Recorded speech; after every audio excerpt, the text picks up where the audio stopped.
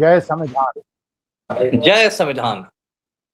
अमिताभ जी, आज मैं असल में विषय इतने ज्यादा इकट्ठे हो गए हैं कि आपकी विशेष मुझे आवश्यकता है, तो केवल एक विषय पे बात नहीं करूंगा और मैं कई विषयों पे बात करूंगा और उसमें आपका जवाब चाहूंगा। देखिए, पहला विषय तो यह है, आपके क्षेत्र का है, आपके पटना के पास का है और आपके समाज के ही व्यक्ति नितिन नवीन साहब का रिप्रेजेंटेड क्षेत्र है। और वहां पे भारतीय जनता पार्टी ने बाई इलेक्शन के अंदर जिस प्रकार की स्थिति अब देखी जा रही है, वैसी अभी तक पिछले 12 साल में हमने भारतीय जनता पार्टी के साथ होते हुए नहीं देखी। ये परिस्थिति है कि लोग भारतीय जनता पार्टी के टिकट के लिए लायित रहते हैं, दौड़ते हैं और ये मान के चलते हैं जिसे बीजेपी का टिकट मिल जाएगा वो जीत जाएगा। लेकिन वहां पे हुआ क्या कि जहां पे भारतीय जनता पार्टी ने अपने कैंडिडेट को घोषित किया, जो नितिन नवीन साहब के बिल्कुल खास मित्र हैं, खास जानकार हैं, और उसके बाद उन्होंने अपना नामांकन भी दाखिल कर दिया और उसके बाद उम्मीदवार, ये कहा गया कि उम्मीदवार ने अपना प्रस्ताव वापस ले लिया और वो इलेक्शन नहीं लड़ना चाहते और दूसरा व्यक्ति वहां नामांकित किया जाए। भारतीय जनता पार्टी ने दूसरा व्यक्ति नामांकित कर दिया। अब मानी बात है कि इंटरप्रिटेशन तो ये हुआ कि जब जीत बिल्कुल अभिसंभावित थी तो उन्होंने नाम वापस क्यों लिया, तो लोगों ने माना कि पहला विकल्प ये हो सकता है कि उन्हें लगा कि वो हार जाएंगे, जिसकी इसका मतलब अगर हालत इतनी खराब है कि सबसे स्ट्रॉन्ग सीट पे भारतीय जनता पार्टी की हारने की संभावना है, इसका मैंने बिहार के अंदर तो बिल्कुल गई गुजरी स्थिति है। दूसरा कहा गया उन्होंने व्यक्तिगत कारणों से वापस ले लिया। व्यक्तिगत कारण 24 घंटे के अंदर कैसे बदल गए, जिस आदमी ने नामांकन अपना दाखिल कर दिया था उसने वापस ले लिया। तीसरा कारण ये बताया गया कि उनके पिताजी जो थे वो चारा घोटाले में बहुत ज्यादा इन्वॉल्व थे। अब ये भी अगर समझ में इसलिए नहीं आता कि क्या भारतीय जनता पार्टी ने टिकट देने से पहले इन सब चीजों की जांच पड़ताल नहीं की थी, तो तीनों चीजें हमें समझ में नहीं आ रही। तो मैंने कहा क्योंकि आपके क्षेत्र का मामला है, आप जानते हैं और पुलिस अफसर रहे हैं तो आपको पता ही होगा, तो ये क्या लग रहा है बांकीपुर में हुआ क्या? नहीं, देखिए, पहले मैं दर्शकों को बताता हूँ, ये जो बांकीपुर है ये पटना जिला का एक शहरी विधानसभा क्षेत्र है और यहाँ कई सालों से नितिन नवीन यहाँ से विधायक रहे थे, एमएलए रहे थे भाजपा के, बिहार सरकार में मंत्री भी थे। लेकिन कुछ महीने पहले अचानक नितिन नवीन को भाजपा का राष्ट्रीय अध्यक्ष बना दिया गया और राज्यसभा भेज दिया गया, तो नितिन नवीन ने इस्तीफा दे दिया, ये सीट खाली हो गई। अब बांकीपुर में उपचुनाव हो रहा है बाई पोल और 30 जुलाई को मतदान है और 3 अगस्त को वोटों की गिनती होगी। अब देखिए, एक सीट में जीत हार से बिहार सरकार की सेहत पर कोई असर नहीं पड़ेगा, बिहार सरकार प्रचंड बहुमत में है। लेकिन बांकीपुर की सीट इसलिए बहुत हॉट हो गई है क्योंकि यहां प्रशांत किशोर की एंट्री हो गई है और प्रशांत किशोर की एक राष्ट्रीय स्तर पर पहचान है, बहुत बड़े चुनावी रणनीतिकार माने जाते हैं, कहते हैं कई राज्यों में उन्होंने सरकारें बनवाई है, जन स्वराज पार्टी के सूत्रधार हैं, बहुत बड़ा नाम है बिहार की राजनीति में भी। तो वो संयोग से जिंदगी में पहली बार चुनाव लड़ रहे हैं और वो बांकीपुर से। अब तक प्रशांत किशोर ने चुनाव लड़ाने का काम किया था, पहली बार वो लड़ रहे हैं, तो बांकीपुर काफी हॉट सीट हो गई है। उसके बाद देखिए, यहां से भाजपा ने खड़ा किया था अभिषेक सिन्हा बंटी को। अब मैं बता दूं कि ये जो बांकीपुर में कायस्थों की संख्या काफी ज्यादा, संयोग से मैं भी उसी बिरादरी का हूं, कायस्थों की संख्या बहुत ज्यादा है, 70,000 के आसपास कायस्थ मतदाता है। नितिन नवीन भी कायस्थ ही है, अभिषेक सिन्हा बंटी भी कायस्थ ही है, तो इनको खड़ा किया गया और काफी धूमधाम से इनका नामांकन हुआ, जिसमें बिहार के मुख्यमंत्री भी शामिल हुए, सम्राट चौधरी भी शामिल हुए। फिर परसों एक एकदम नाटकीय घटना शाम में हुई, अचानक अभिषेक सिन्हा बंटी ने ऐलान किया कि मैं चुनाव नहीं लड़ूंगा पारिवारिक कारणों से। उसके बाद और तुरंत आधे घंटे के अंदर नीरज सिन्हा का नाम का ऐलान हो गया कि वो नए उम्मीदवार होंगे, वो भी कायस्थ बिरादरी के ही हैं, नीरज सिन्हा। अब बात आ रही है कि इसलिए वापस नाम लिया गया क्योंकि अभिषेक सिन्हा बंटी के जो माता पिता हैं, दोनों चारा घोटाला में सीबीआई द्वारा आरोपित थे, चार्जशीटेड थे और कोर्ट में सजा याफ्ता भी थे, यानी अदालत ने भी उनको दोषी पाया था, उनके पिता रविंद्रनाथ सिन्हा को और माता चंचला सिन्हा को। रविंद्रनाथ सिन्हा एक छोटी सी कंपनी है मगध केमिकल कॉरपोरेशन, उसके मैनेजर हुआ करते थे, तो उनको भी 50,000 का जुर्माना वगैरह कुछ लगा था, चंचला सिन्हा को भी लगा था। तो कहा गया कि भाई इसी का प्रशांत किशोर खुलासा करने वाले थे, तो भाजपा को पहले से भनक मिल गई, तो उन्होंने शर्मिंदगी से बचने के लिए इनको अखाड़े से हटा लिया। ऐसे भाजपा की ये बात किसी को पच नहीं रही है, क्योंकि बिहार सरकार में एक मंत्री हैं, भाजपा के ही हैं, नीतीश मिश्रा। उनके पिता डॉक्टर जगन्नाथ मिश्रा बिहार के मुख्यमंत्री हुआ करते थे, सीएम हुआ करते थे, और वो भी चारा घोटाला में महीनों जेल में रहे और कन्विक्शन भी उनका हुआ था, सजा याफ्ता भी हुए थे। तो लोगों का कहना था कि भाई एक चारा चोर के बेटे को आपने मिनिस्टर बनवा दिया और दूसरे में आपको इतनी दिक्कत हो गई कि आप टिकट देने के बाद, नामांकन के बाद टिकट वापस ले रहे हैं। तो ये बात किसी को हजम नहीं हो रही है। इसमें भी तरह तरह की बातें हो रही हैं। कुछ लोग कहते हैं कि नितिन नवीन ने अपनी मर्जी से ये उम्मीदवार का ऐलान करवा दिया था बिना अमित शाह से पूछे हुए, तो इससे उनके आका नाराज हो गए कि ये तो ज्यादा पंख फड़फड़ा रहे हैं, तो उन्होंने उम्मीदवार ही बदलवा दिया कि आप अपनी औकात में रहो, रबर स्टैंप है तो रबर स्टैंप ही की तरह रहो। लेकिन देखिए, एक बहुत बड़ा झटका लगा है भाजपा को, और जो नीरज सिन्हा आए हैं, इनके बायोडाटा पर भी लोग हंस रहे हैं, क्योंकि बायोडाटा के मुताबिक नीरज सिन्हा 1994 में पैदा हुए और 2006 में ये भाजपा में शामिल हो गए, 12 साल की उम्र में। तो लोग कहते हैं कि 12 साल में तो बच्चा स्कूल जाता है, और 12 साल में ये राष्ट्रवादी बन गए थे। तो इनका भी मजाक बन रहा है और ये भी अभी मीडिया से बचते बचाते भाग रहे हैं। तो अभी की ये स्थिति हो गई है बांकीपुर में। अब तो देखिए 30 तारीख को मतदान ही है, 18 दिन बाद, कि प्रशांत किशोर बहुत मजबूत स्थिति में दिख रहा है। और यदि प्रशांत किशोर जीत जाते हैं, ऐसे ज्ञानेश कुमार के जमाने में कुछ भी कहना कठिन है, कब ईवीएम हैक हो जाए और कब बत्ती गुल हो जाए, कब सीसीटीवी कैमरे खराब हो जाए, कब क्या हो जाए। लेकिन यदि ज्ञानेश कुमार के बावजूद प्रशांत किशोर जीत जाते हैं, तो दो नाके तो एक साथ कटेंगी, दो लोगों की नाक। एक तो मुख्यमंत्री सम्राट चौधरी की नाक और एक नितिन नवीन की नाक। सम्राट चौधरी के मुख्यमंत्री बनने के बाद ये पहला चुनाव है और उसमें कहा जाएगा कि भाई आपको तो जनता ने नकार दिया, आप मुख्यमंत्री होकर राजधानी में भाजपा को नहीं जिता सके। ऐसे ही अभी भरत तिवारी मुद्दे पर सम्राट चौधरी काफी घिर चुके हैं। और नितिन नवीन की नाक कटेगी कि आप किस बात के राष्ट्रीय अध्यक्ष है। आप कश्मीर से कन्याकुमारी तक भाजपा की नैया पार लगाइएगा और यहाँ चिराग तले अंधेरा है। जो सीट आपने खाली की वही सीट निकल गई भाजपा से। तो ये तो दो बड़े झटके इनको लगेंगे। तो इसके लिए अब भाजपा को तैयार रहना पड़ेगा कि बांकीपुर में कुछ इन लोग को बड़ा झटका लगने वाला है। और अब सिर्फ ज्ञानेश कुमार का सहारा है। जनता ने मन बना लिया है कि प्रशांत किशोर को जिताएंगे। जी अच्छा अमिताभ जी, दूसरा जो विषय आपने थोड़ा सा संदर्भ उसका लिया, आपने सुना है कि एक पत्र लिखा है राष्ट्रपति को कि ये जो भरत भूषण तिवारी,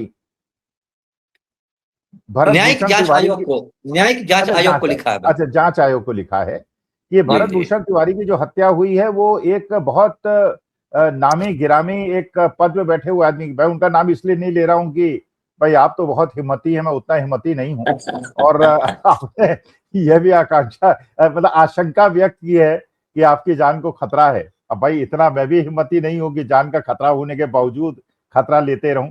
तो मेरा तो जबान पे नाम लेने में डर लग रहा है मुझे, यहाँ दूर बैठे हुए, और आप पटना में बैठे हैं और ललकार रहे हैं। तो आपने लिखा है कि एक बहुत बड़ा व्यक्ति है, उसके इशारे पे गोली चली थी। तो ये इतना साहस आपको कहां से मिल जाता है? कौन है इतना, मतलब आपके अंदर इतना बल कैसे है? आप तो पुलिस अधिकारी रहे, लेकिन इतने मैं तो लोगों को देखता नहीं जो बैठे हुए हैं सीट पे, वो इतने हिम्मती नहीं। आप तो रिटायरमेंट के बाद भी इतने हिम्मती है। तो वो क्या है, इसका पूरा चक्कर क्या है? नहीं, पहले मैं स्पष्ट कर देता हूं कि मैं जो भी नाम लूंगा, जिसका भी नाम लूंगा, उसके लिए मैं पूरी तरह उत्तरदायी हूं। कोई भी लीगल नोटिस भेजना है तो प्रोफेसर साहब को नहीं परेशान कीजिएगा, मेरे पते पर पटना में भेजिएगा। कोई भी मानहानि यदि आपकी हो जाती है तो।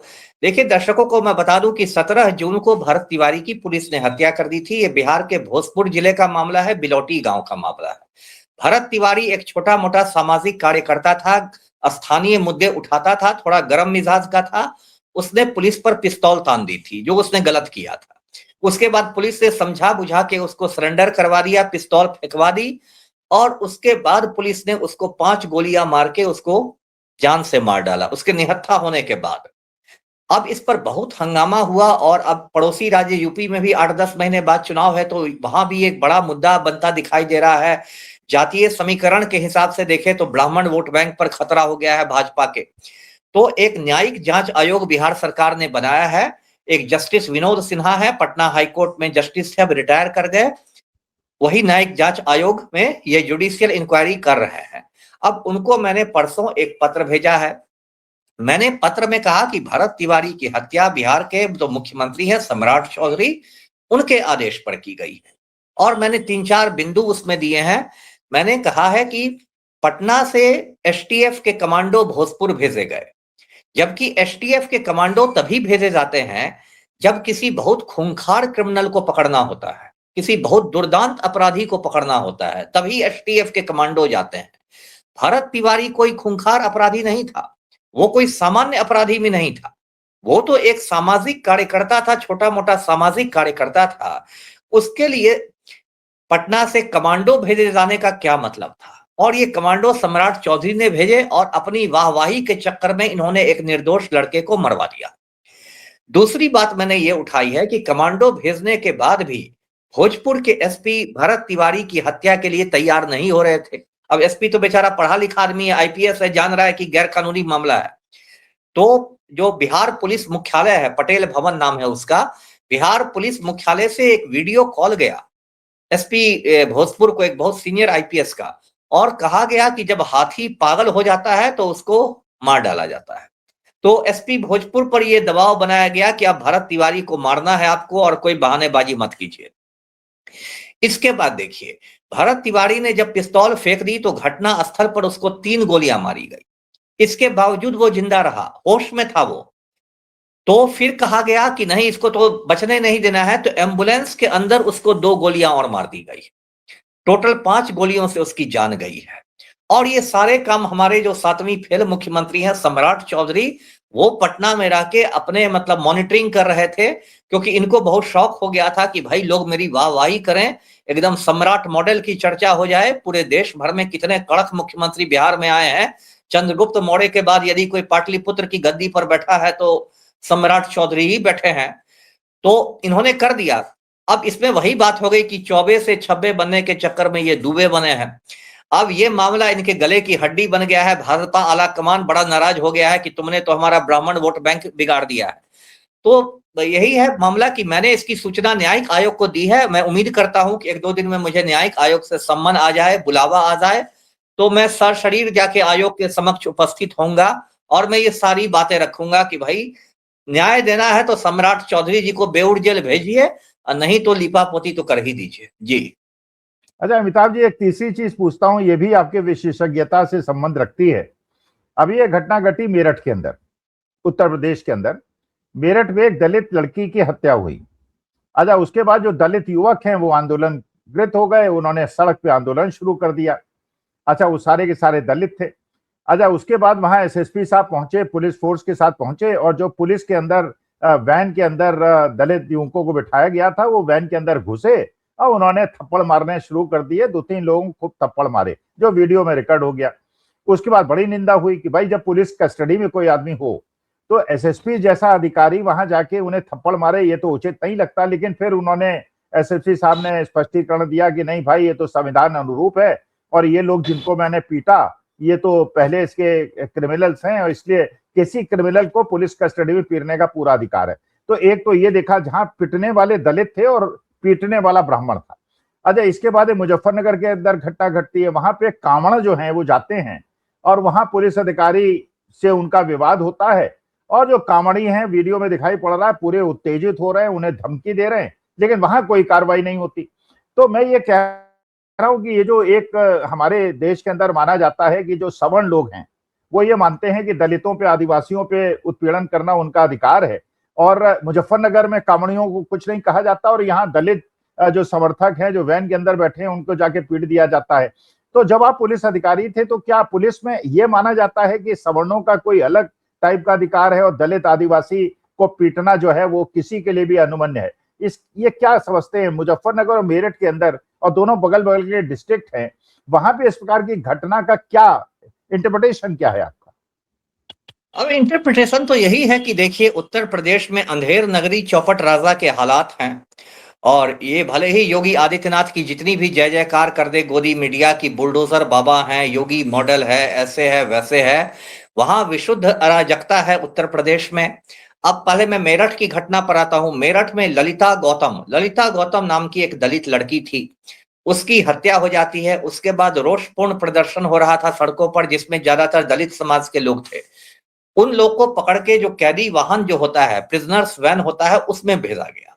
अब ये जो मेरठ के सीनियर एसपी हैं, कोई अविनाश मिश्रा जी हैं, अब इनका जो वीडियो वायरल हुआ है, जो मैंने देखा, ये उस कैदी वाहन का दरवाजा खोल के उसके अंदर घुसते हैं और वहां लपड़ थप्पड़ कर रहे हैं। ये तो भाई बिल्कुल गैर कानूनी चीज है। यदि एसपी साहब इसको कानूनी मान रहे हैं तो मैं कहूंगा कि इनको दोबारा हैदराबाद भेज के इनकी दोबारा ट्रेनिंग करानी चाहिए कि जब एक बार आपने हिरासत में ले लिया तो आपका काम उसको अदालत में पेश करना है।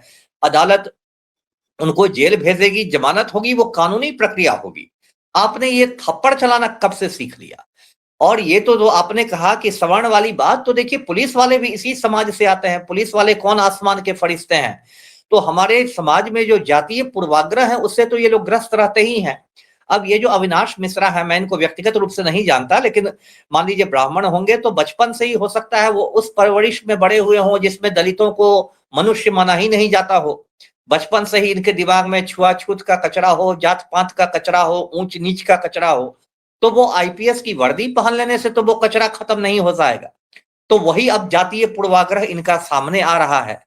और ये भी मैं जानता हूं कि ऐसे जो लोग होते हैं, अविनाश मिश्रा टाइप के, जो तथाकथित सिंघम होते हैं और सुपर कॉप और क्या क्या होते हैं, बड़े बड़े माफिया के सामने ये बिल्कुल भींगी बिल्ली बन जाएंगे। यदि इनकी अभी पोस्टिंग प्रतापगढ़ हो जाए और वहां राजा भैया से इनका आमना सामना हो जाए, जो कि कुंडा का गुंडा है रघुराज प्रताप सिंह उर्फ राजा भैया, तो वहां पर तो ये बिल्कुल भींगी बिल्ली बन जाएंगे। यदि इनकी पोस्टिंग हो जाए ब्रजभूषण शरण सिंह के इलाके में, जो बहुत बड़ा माफिया डॉन है यूपी का, तो ब्रजभूषण शरण सिंह के सामने तो ये बिल्कुल मतलब भींगी बिल्ली बन जाएंगे। यदि नहीं, छोटे पूर्वांचल इनको सरकार भेज, आपके यहाँ, अरे सर आप जो है हाँ, हमारे उत्तर प्रदेश की घटना ले रहे हैं, अपने बिहार की लीजिए। छोटे जी जी, सरकार की अगर बिल्कुल पोस्टिंग बिल्कुल हो जाए, बिल्कुल। तो यदि मान लीजिए बिहार में छोटे सरकार है, अनंत सिंह है, उनके यहाँ इनको प्रतिनियुक्ति पड़ी है, बिहार आ जाए और अनंत सिंह से सामना सामना हो जाए, तब तो ये भींगी बिल्ली बन जाएंगे। तो ऐसे लोगों पर मैं कहता हूं, ये पूरे हिंदुस्तान का ट्रेंड है पुलिस का कि कमजोर के आगे सिंघम, मजबूत के आगे च्युइंगम। ये पुलिस वालों का ट्रेंड है और ये आईपीएस से लेकर सिपाहियों तक लागू होता है। जिनको ये लोग कमजोर समझते हैं, गरीब समझते हैं, समझते हैं कि आगे पीछे कोई नहीं हो, वहां ये लोग भूखे शेर की तरह टूट पड़ेंगे। लेकिन बड़े माफिया के सामने अभी देखिए, संभल संभल में चली एक अनुज चौधरी है। अनुज चौधरी पहले पहलवानी करते थे, कुश्ती करते थे, अब उनको स्पोर्ट्स कोटा से बहाल हो गए हैं पुलिस में। अब बताइए, वो गदा लेकर घूमता है, गदा लेकर घूम रहा है। अब पूछ भी लगा ही लीजिए। जब जब पूरा अपने हनुमान का वेश धर ही लिया, हम लोग जब बच्चे हुआ करते थे, अब तो अब के बच्चे तो बहुरुपिया लोगों को नहीं जानते होंगे। हम लोग जब बच्चे थे तो एक बहुरुपिया घूमता था, वो कभी हनुमान जी बन के आता था पैसे मांगने के लिए, कभी कुछ काली माई बन के आता था, एक हाथ में गदा एक हाथ में पहाड़ लेके आता था। तो सब अनुज चौधरी ने इतना कर ही लिया कि गदा ले लिया हाथ में, अब पूछ लगाना बाकी है। और सिर्फ मुसलमानों को डराना धमकाना, और सोशल मीडिया पर इनको बहुत बड़ा राष्ट्रवादी घोषित किया जाएगा। अभी पता चला है कि उनके ममेरे भाई को मौत की सजा भी मिल गई है, अब उन पर कानून का गदा चल गया है। तो इस, और फिर आप मुजफ्फरनगर में आइए, जो कांवड़ियों की गुंडागर्दी हो रही है। अब यूपी में क्या है, आदित्यनाथ कहते हैं कि भाई सड़कों पर हम नमाज नहीं पढ़ने देंगे, वो तो सार्वजनिक जगह है, पब्लिक प्लेस है, तो लेकिन सड़कों पर कांवड़ियों की गुंडागर्दी हो सकती है। और ये कांवड़िया तो पैदा ही, मुझे लगता है, देखिए मैं खुद देवघर का एसपी रह चुका हूं। देवघर अब झारखंड में चला गया है, पहले बिहार में था जब मैं वहां पर था। देवघर में भी एक बहुत प्राचीन शिव मंदिर है, बाबा धाम कहते हैं। और जब सावन का महीना आता है तो खास के बिहार से, झारखंड से लाखों लोग पहुंचते हैं। मतलब इसी से समझिए कि सोमवार के रोज वहां 1.25 लाख लोग, 1.5 लाख लोग आते थे। और मैंने देखा है, अपनी आंखों से देखा है फर्स्ट हैंड, कि उसमें 90% जो होते हैं कांवड़िए, वो विशुद्ध लंपट होते हैं, विशुद्ध लंपट, जो कि गुंडागर्दी करते आएंगे, किसी दुकान में खाना खा लेंगे, पैसे नहीं देंगे, पैसे मांगने पर गाली गलौज कर देंगे, किसी लड़की से छेड़खानी कर देंगे, कोई गांजा पीता रहेगा, कोई ये करता रहेगा। मतलब 90% कांवड़िए विशुद्ध लंपट रहते हैं, जो शिव भक्त के नाम के ओट में लंपटाई करते हैं। और उत्तर प्रदेश में तो अब उन पर हेलीकॉप्टर से पुष्प वर्षा की जाती है, फूल गिराए जाते हैं, लगता है कितने अरे बड़े सर मतलब वो लोग स्वामी। उनके पैर छुए जाते हैं, उनके पैर दबाते हैं एसएसपी बताइए, और एसपी लोग। बताइए। तो ये क्या मजाक है कि आप मतलब कांवड़ियों के पैर दबा रहे हैं। कोई थर्ड क्लास का लंपट एक कांवड़ लेके आ जाएगा और आप उसके पैर छूने लगिएगा। तो ये तो एक अजीबो गरीब स्थिति है पूरे उत्तर प्रदेश में। और यही यही पुलिस वाले जो हैं, अभी अभी अयोध्या के एसपी साहब क्या कर रहे हैं, 1,000 करोड़ की 2,000 करोड़ की चढ़ावा चोरी हो गई, चंपत राय पर एक एफआईआर करने की औकात नहीं है। अभी ये लोग कहाँ चले गए हैं? जो सिंघम है, कोई गदा उठा के घूम रहा है, कोई सुदर्शन चक्र चला रहा है ना, कोई गांडीव गांडीव धनुष लिए हुए है, कोई पांचजन्य शंख फूंक रहा है। मतलब सब त्रेता और द्वापर के लोग अभी प्रकट हो गए हैं यूपी पुलिस में। तो लेकिन इनकी चंपत राय पर एफआईआर करने की औकात है? नहीं औकात है। तो यही है भाई, कोई गरीब दलित को देखो तो उसको लपड़ थप्पड़ मार के सिंघम बनो, लेकिन चंपत राय पर तो आप नहीं कर सकते हैं एफआईआर। तो ये बड़े शर्म की बात है। वही बात है कि ये जो गुंडागर्दी है इसके पीछे वर्दी है जी। अच्छा अमिताभ जी, एक चीज और बताइए, अभी जी जी जंतर मंतर में जो कॉकरोच जनता पार्टी का आंदोलन चल रहा है, आप जी सुना है कि 20 तारीख को एनसी नेशनल कॉन्फ्रेंस पार्टी ने एक अनुमति मांगी है कि वो वहां पे आंदोलन करेंगे। अभी तक अनुमति नहीं मिली है, लेकिन अगर अनुमति मिल गई तो ये भी कार्यक्रम बन गया है कि जो कॉकरोच जनता पार्टी वाले लोग हैं वो एक पार्लियामेंट हाउस तक मार्च करेंगे, क्योंकि जी मानी बात है उनको खाली करना पड़ेगा, नेशनल कॉन्फ्रेंस के बहुत सारे लोग वहां पे आएंगे।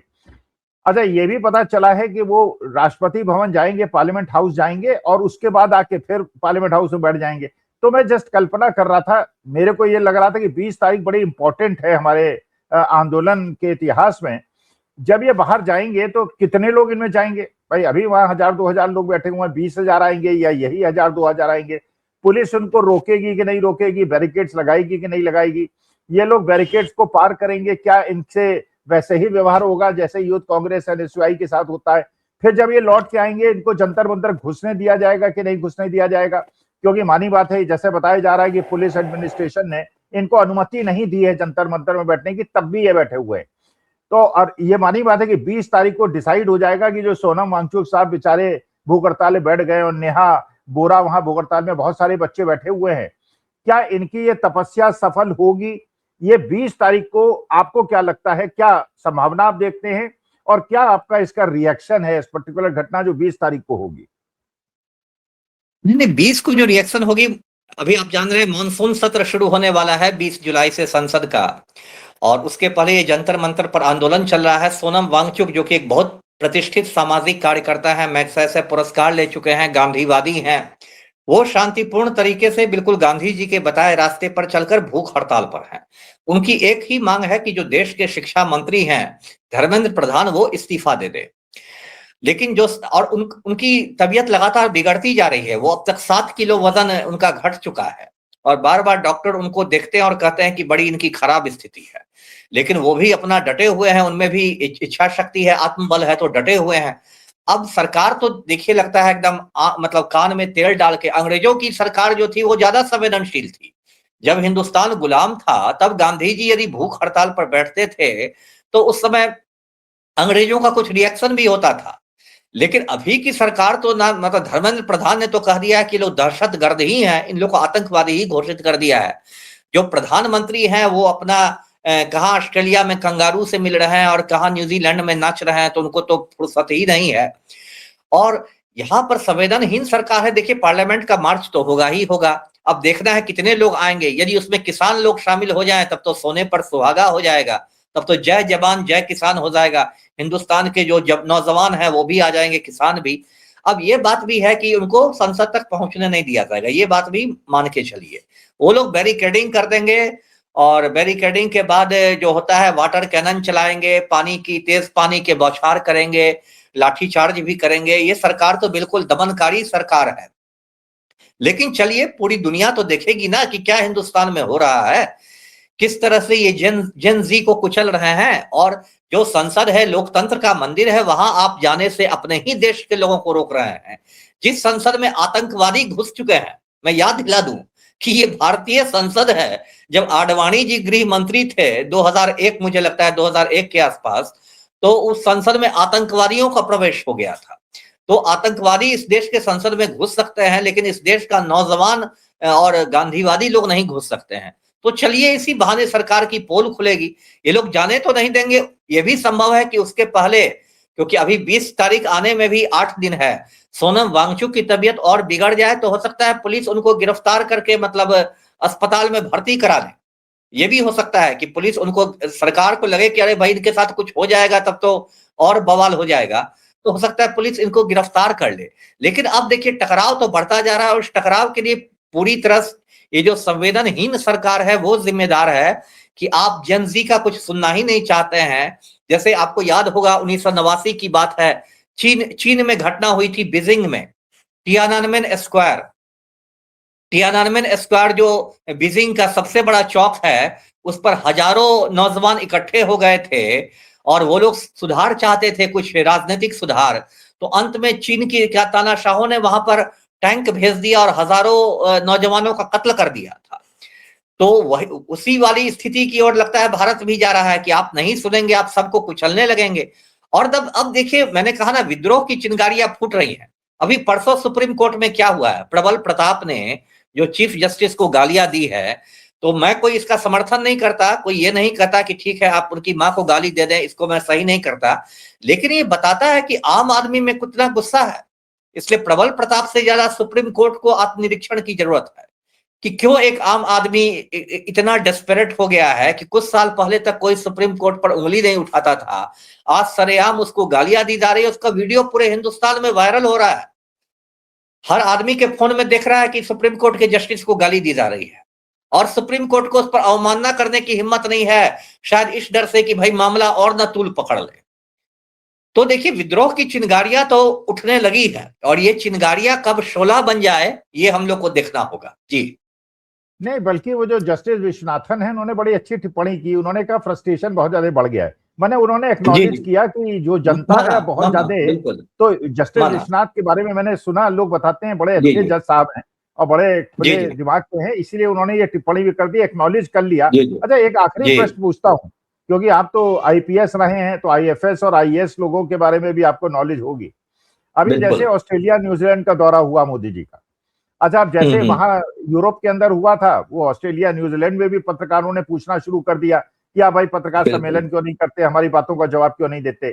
तो खैर मोदी जी ने तो जैसे होता है जवाब नहीं दिया, लेकिन एक फॉरेन सर्विस के अधिकारी ने ये कहा कि हमारे देश की ज्यादातर जनता जो है देहाती है, गंवार है, और देहात के लोग जो है वो पसंद करते हैं सीधे उनका संवाद हो, किसी बिचौलिए के, मतलब जो पत्रकार होते हैं उन्होंने बिचौलिया कह दिया इनडायरेक्टली, कि संवाद, अच्छा, एक पक्षीय संवाद हो।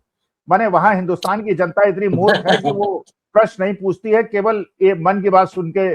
तो ये एज ए आईएफएस, मतलब आईपीएस ऑफिसर, आपको क्या लगता है आईएफएस ऑफिसर जो है, अभी तो ये बात हो रही थी आईपीएस ऑफिसर्स को ट्रेनिंग की आवश्यकता है, आईएफएस अफसर भी इतने ज्यादा ऐसे हो गए? वहां भी आपने सुना था जो यूरोप में हुआ था, वहां भी इन्होंने इसी प्रकार की एक आईएफएस ने टिप्पणी कर दी थी। अब इन्होंने टिप्पणी कर दी कि देश के लोग हमारे गंवार हैं, बिल्कुल जाहिल है, तो इसलिए वो एक मन की बात ही सुनना पसंद करते हैं, प्रश्न नहीं पूछना पसंद करते। जबकि मैं तो ये मानता हूं भारत के लोग बड़े बुद्धिमान हैं और विश्व के सबसे बुद्धिमान लोग भारत के अंदर निवास करते हैं। तो ये आईएफएस अधिकारियों की मानसिकता कैसे गड़बड़ा गई है, या जो इन्होंने स्टेटमेंट दिया उससे आप कितने सहमत हैं? सहमत तो बिल्कुल नहीं हूं, क्योंकि ये तो आईएफएस ऑफिसर की भाषा ही नहीं है, ये तो संबित पत्रा की भाषा मुझे लग रही है ना। अब यदि आईएफएस अधिकारी में संबित पत्रा की आत्मा का प्रवेश हो गया हो तो ये शोध का विषय है, ये आईएफएस ऑफिसर की भाषा नहीं है। लेकिन देखिए, चाहे आईएफएस हो, आईएएस हो, मतलब आईपीएस हो, सब लोग देखिए एक ही थैली के चट्टे बट्टे हैं, है ना। टीएन शेषन साहब कहते थे कि जो सिविल सेवाएं हैं पहले उनको स्टील फ्रेम माना जाता था, इस्पात का ढांचा, और अब वो बैम्बू फ्रेम हो गई है, बांस का ढांचा। तो जो सिविल सेवाओं की, जैसे मसूरी में जब मैं था, वहां पर फाउंडेशन कोर्स में आईएएस भी रहते हैं, आईपीएस भी रहते हैं, आईएफएस भी रहते हैं, सब साथ साथ रहते हैं। ट्रेनिंग पीरियड में तो सब बहुत बड़ी बड़ी बातें करते हैं, लगेगा कि एकदम फील्ड में जाते ही ये लोग हिंदुस्तान बदलने वाले हैं।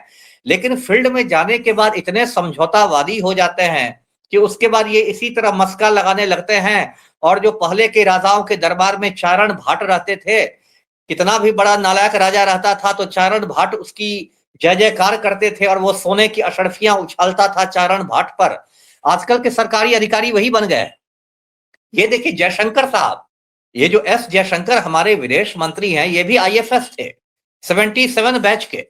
और इन पर तो सुब्रमण्यम स्वामी ने खुल के आरोप लगाया है कि जब ये चीन में भारत के राजदूत थे और मोदी जी मुख्यमंत्री थे गुजरात के, तो मोदी जी जाते थे चीन में तो जयशंकर साहब उनकी सुख सुविधाओं का पूरा ख्याल रखते थे। तो ये तो इन लोग की हालत हो गई है। वो तो अनिल ये लोग अंबानी सारे साहब ने लोग, रखते हैं साहब, अमिताभ जी, वो तो अनिल हाँ अंबानी वो साहब भी, ने भी रखने का प्रयास किया था। बिल्कुल बिल्कुल, और वो तो और ज्यादा मतलब डिटेल्स में चले गए थे। वो तो सुख सुविधाओं के मामले में और ज्यादा डिटेल्स में चले गए थे अनिल अंबानी। अब पता नहीं जयशंकर साहब उतने डिटेल्स में जाते थे कि नहीं। तो इन लोगों ने सिविल सेवाओं को बिल्कुल मतलब कलंकित कर दिया है। स्टील फ्रेम से बैम्बू फ्रेम हो गया है, और इसी वजह से भारत की ऐसी दुर्गति हो रही है। जी चलिए अमिताभ जी, आज कई विषयों पे बात हुई और आगे भी जब हम जी बात करेंगे तो कई विषयों पे करेंगे, क्योंकि एक बिल्कुल। विषय पे हम लोग अपना बात करते हैं ना तो बाकी जी चीजें हमारी छूट जाती हैं। चलिए, जी आज के जी लिए बहुत आपका आभार, बहुत जी बहुत धन्यवाद। जी फिर मिलते हैं। जी नमस्कार। जी। नमस्कार।